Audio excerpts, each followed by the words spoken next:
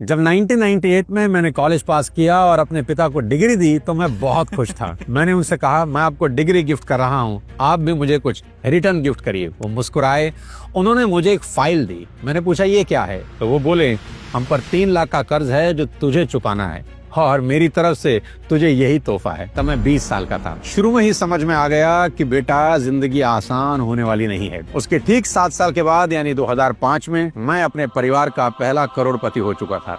2012 में पहली मर्सिडीज खरीदी और आज मर्सिडीज एस क्लास से चलता हूँ। आज ये बातें आपको इसलिए बता रहा हूँ क्योंकि आज मैं आपको सफलता के वो 5 प्रिंसिपल बताने जा रहा हूँ जिसने मुझे कामयाब होने में बहुत मदद करी। इसलिए इस वीडियो को लास्ट तक जरूर देखिए, क्या पता कौन सा प्रिंसिपल आपकी जिंदगी बदल दे। सबसे पहले, सक्सेस का रास्ता बिना ऑब्स्टेकल के हो ही नहीं सकता। सांप सीढ़ी का खेल तो आपने खेला होगा। जैसे ही आप सीढ़ियां चढ़कर ऊपर की तरफ जाने की कोशिश करते हैं, बीच बीच में सांप आपको काटकर नीचे गिरा देते हैं। और सबसे बड़ा वाला सांप तो कमबख्त 99 पर ही बैठा है जब आप जीतने से सिर्फ 1 कदम दूर होते हैं। यही तो वो खेल है जिसमें बचपन में ही हमको सिखाया जाता था कि बेटा, ऊपर की तरफ चढ़ोगे तो प्रॉब्लम वाले सांप आपको काटकर नीचे की तरफ गिराएंगे ही गिराएंगे। और ये तो बिल्कुल मत समझना कि ये सिर्फ आपके साथ ही हो रहा है, देवताओं के साथ भी हुआ है। ऋषि मुनियों की तपस्याएं भी अप्सराएं भंग करने आती थी। इसलिए आज से और अभी से अपनी सभी बाधाओं को अपनी सक्सेस का टोल टैक्स मान लेना कि भाई, ये तो देना ही होगा और इसे चुकाने के लिए तैयार हो जाना। ऐसा सोच लो कि भगवान भी टोल टैक्स लिए बिना आगे नहीं जाने देंगे। और हाईवे जितना शानदार चाहते हो ना, टोल उतना ही भरना होगा। और सभी कामयाब लोगों ने इस तरह के टोल टैक्स भरे हैं। जब हावर्ड शूल्स स्टारबक्स के लिए पैसा इकट्ठा कर रहे थे तो 217 लोगों ने उन्हें मना कर दिया। सोचो, अगर 217 लोगों के मना करने के बाद वो बैठ जाते तो आज स्टारबक्स नहीं होता। हंगरी के सैनिक कैरोली टैक्स दुनिया के टॉप के शूटर थे। 1940 में ओलंपिक में गोल्ड जीतना उनका सपना था। अनफॉर्चुनेटली 1938 में यानी ओलंपिक के 2 साल पहले उनके अपने हाथ में हथगोला फट गया और उनका राइट हैंड काटना पड़ा। लेकिन वो अलग मिट्टी के बने थे। उन्होंने अब अपने लेफ्ट हैंड से पिस्टल चलाना सीख लिया और 1948 के ओलंपिक में गोल्ड मेडल जीता। याद रखिए कि बाधाएं सिर्फ कमजोर को ही कमजोर करने आती हैं और उन्हीं को दबा पाती हैं जो पहले से कमजोर है। मैं अपनी सक्सेस का बहुत बड़ा क्रेडिट इस दूसरे प्रिंसिपल को देता हूं, जो कि है धीमे चलें और अचानक भारी भरकम चेंज करने की गलती तो कभी ना करें। इसको ऐसे समझें कि अगर आप अपना वजन कम करना चाहते हैं तो 25 किलो वेट लॉस का टारगेट कभी ना बनाएं। ये सिर्फ बेवकूफी है, कुछ नहीं होगा। 1 महीने में सिर्फ 1 किलो वजन कम करने का टारगेट बनाएं तो 2 साल में आपका वजन 24 किलो कम हो जाता है, जो कि शुरुआत में बेहद मुश्किल लग रहा था। मैक्सिमम लोग इसलिए सफल नहीं हो पा रहे क्योंकि वो एकदम बड़े गोल सेट कर लेते हैं और फिर उन्हीं के बोझ के नीचे दब जाते हैं। कभी भी सीधे करोड़पति होने का टारगेट ना बनाएं।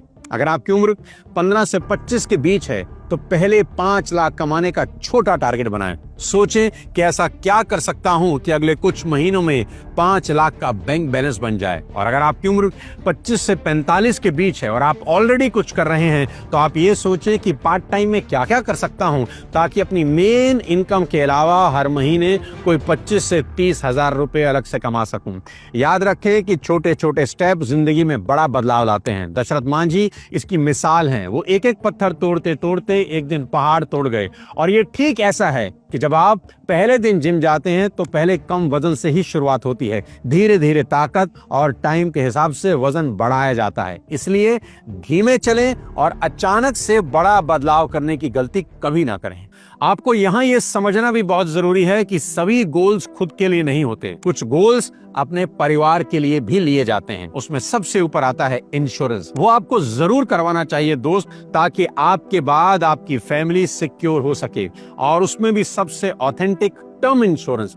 दोस्त, आपको आज से ही कैजुअल अप्रोच छोड़नी होगी। जिम रॉन कहा करते थे, don't take the casual approach to life, casualness always leads to casualties. अपनों का फ्यूचर सेव करने के लिए जरूर लेना चाहिए। ताकि आने वाले कल की अनसर्टेनिटी में भी हमारी फैमिली का फ्यूचर सेफ और सिक्योर रह सके, और हम अगर कल ना भी रहें तो भी फैमिली के किसी मेंबर को किसी के आगे हाथ ना फैलाना पड़े। अब बताता हूं सफलता का तीसरा प्रिंसिपल, जो कि मेरी नजर में शायद सबसे ज्यादा इंपॉर्टेंट है। अपने आसपास के माहौल का बहुत बारीक ध्यान रखें, क्योंकि आपके आसपास का माहौल आपकी जिंदगी की दिशा और दशा दोनों बदल सकता है। अगर आप न्यूरो साइंटिस्ट की माने तो हमारे दिमाग में मिरर न्यूरॉन होते हैं, जिसके कारण हम दूसरों की देखा देखी नकल करने लग जाते हैं और एक दिन ठीक वैसे ही हो जाते हैं जैसे हमारी सराउंडिंग होती है।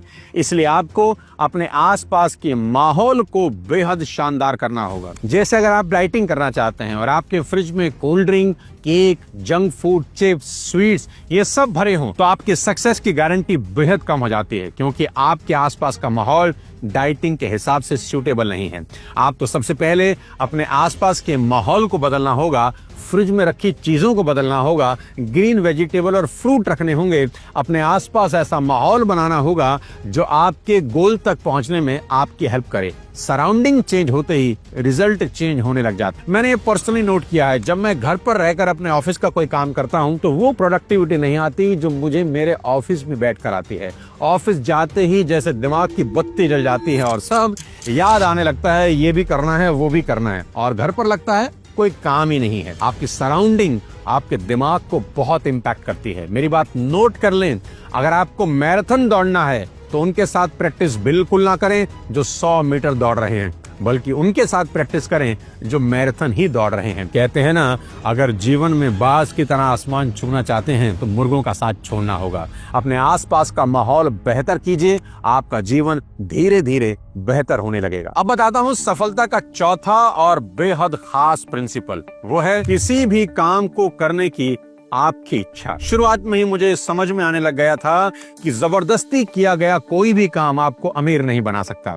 कोई भी काम जबरदस्ती नहीं, जबरदस्त करना चाहिए। अमेरिका के मशहूर डॉक्टर एडवर्ड टेलर से एक बार किसी ने पूछा, क्या कोई भी बच्चा साइंटिस्ट बन सकता है? टेलर ने जवाब दिया, साइंटिस्ट बनने के लिए बहुत तेज दिमाग की जरूरत नहीं होती, ना ही किसी चमत्कारी याददाश्त की जरूरत होती है, ना ही स्कूल कॉलेज में बहुत ज्यादा नंबरों की जरूरत होती है। वैज्ञानिक बनने के लिए सिर्फ ये जरूरी है कि बच्चे की विज्ञान में गहरी रुचि हो, गहरी इच्छा हो। जिसकी जितनी ज्यादा इच्छा होगी वह उतना ही बड़ा वैज्ञानिक बन सकता है। किसी भी काम में अगर आपका इंटरेस्ट है तो आप हमेशा जोश और जुनून से भरे रहेंगे। थकावट आपको दूर दूर तक नहीं होगी। आप 18 घंटे बिना थके काम करते रहेंगे, जबकि ऑर्डिनरी लोग 7 से 8 घंटे में थक जाते हैं, क्योंकि वो एक ऐसा काम कर रहे होते हैं जो वो करना ही नहीं चाहते। पुरानी कहानी सुकरात की है। जब एक युवक ने सुकरात से पूछा कि वह कामयाब कैसे हो सकता है, सुकरात उसे झील के अंदर ले गए, और जब पानी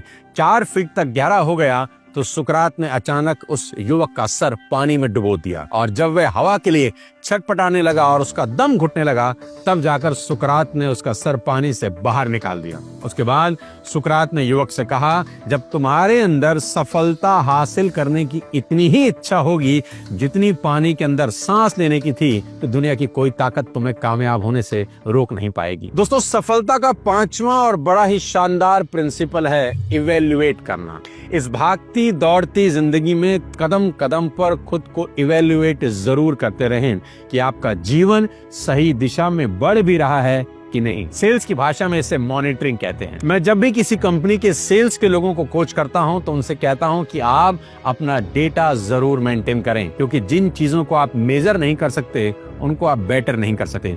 मेरी ये बात समझाने से एक बार एक सेल्स ऑर्गेनाइजेशन ने जब अपने सभी सेल्समैन का डेटा मॉनिटर किया तो पता चला, क्योंकि सेल्स प्रोफेशनल का 75% बिजनेस किसी भी प्रोस्पेक्ट से 5 बार मिलने के बाद होता है। यानी जब तक वो अपने क्लाइंट से 5 बार न मिलने, सेल्स मैच्योर नहीं होती। पर उनके मैक्सिमम सेल्स पीपल प्रोस्पेक्ट से 5 बार मिलने से पहले ही हार मान रहे थे। तो उनको समझ ही आया कि हमारे लोगों को उनके प्रोस्पेक्ट से कम 5 बार मिलना ही चाहिए ताकि सेल्स कन्वर्जन बढ़ सके। लेकिन क्या बिना डेटा मेंटेन किए इस बात को समझा जा सकता है? कभी नहीं। देखो दोस्त, कोई भी डॉक्टर आपका ट्रीटमेंट करने से पहले आपकी ब्लड टेस्ट रिपोर्ट देखता है। उसमें क्या देखता है? डेटा ही देखता है कि आपका ब्लड शुगर लेवल कितना है, पॉइंट कितने हैं, आपका हीमोग्लोबिन कितना है, यूरिक एसिड कितना है। बिना डेटा देखे उसको कैसे पता चलेगा कि शरीर के अंदर क्या चल रहा है? डेटा ही डॉक्टर को बताएगा कि एक पेशेंट का इलाज कैसे करना है। उसी के हिसाब से वो मेडिसिन देगा और फिर ये भी कहेगा कि 1 महीने के बाद दोबारा ब्लड टेस्ट रिपोर्ट लेकर आना, तभी पता चलेगा कि मेडिसिन असर कर रही है या नहीं। फिर से डेटा ही देखेगा। आपको भी हफ्ते में एक बार अपनी ही मॉनिटरिंग करनी चाहिए कि आपका रोज का टाइम किन किन एक्टिविटी में खर्च हो रहा है, प्रोडक्टिव टाइम कितना है, अनप्रोडक्टिव कितना है। जब आपका डेटा आपके सामने होगा तो आप उसमें अपने हिसाब से सुधार कर सकते हैं। याद रखना, डेटा एनालिसिस आपको जागरूक और एक इंटेलिजेंट इंसान बना देता है। दोस्तों, इन 5 प्रिंसिपल ने मुझे मेरी जिंदगी में कामयाब होने में बहुत मदद करी। आप भी इन्हें अपने जीवन में लागू करके बेहद सफल हो सकते हैं। कौन सा प्रिंसिपल आपको सबसे अच्छा लगा, उससे कमेंट करके जरूर बताएं और इस वीडियो को कम से कम 5 लोगों को शेयर कर दें जिनको आप कामयाब होते देखना चाहते हैं। अगले किसी और शानदार वीडियो के साथ जल्द आपसे मुलाकात करता हूं। तब तक अपने स्वास्थ्य का ध्यान रखें।